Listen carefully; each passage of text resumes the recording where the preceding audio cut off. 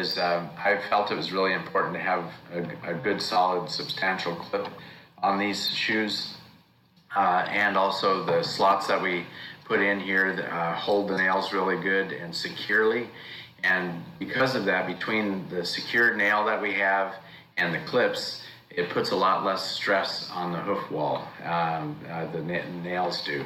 And we're able to have a much better clinch long term, and the more solid that is and the longer it stays throughout the shoeing cycle, the healthier the foot's going to be at the end of the shoeing cycle.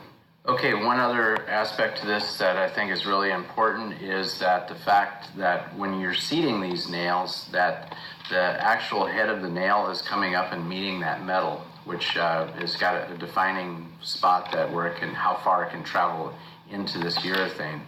What will happen with just not having the proper insert in here to help hold that is, one, the flexing here can break down this, and each footfall and dirt and everything like that can actually drive that nail further up, and you're going to end up with clinches that are starting to come up and become long and again start degrading the foot. What I did here is I brought this over here to where I can show the nail being put in and how it's going to, meet up. And like I said, it can't go any further.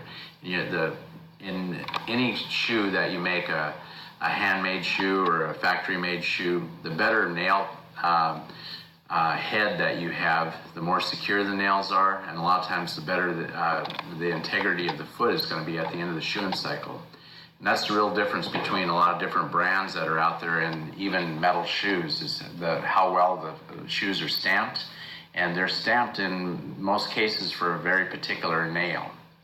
And what we tried to do here is that a combo head or an E head works really well on these shoes.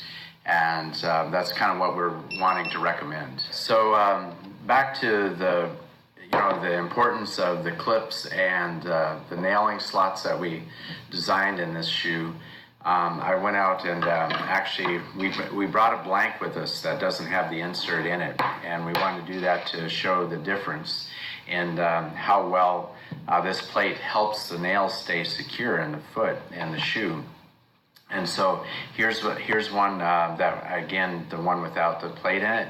And you can take that and you can see how much it's able to bend.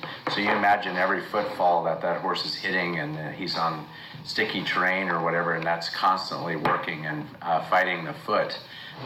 With this here shoe, now we have both the clip that are helping secure that to stay the foot to where it's staying with the shoe, and also you can see the difference in the stability in that nail.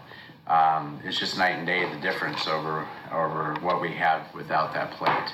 Honestly, one of the things that I'm the most excited about is, for me, a lot of the synthetic shoes that have been out there that were nailable generally always had to be a bar, because they just didn't have enough stability to be able to not be flat.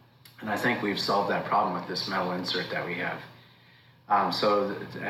For the first time, having a metal option that is an open-heeled, more traditional type of shoe, and can be modified a little bit. It can be thinned up if need be. It can be shaped to both the front and hind shoe.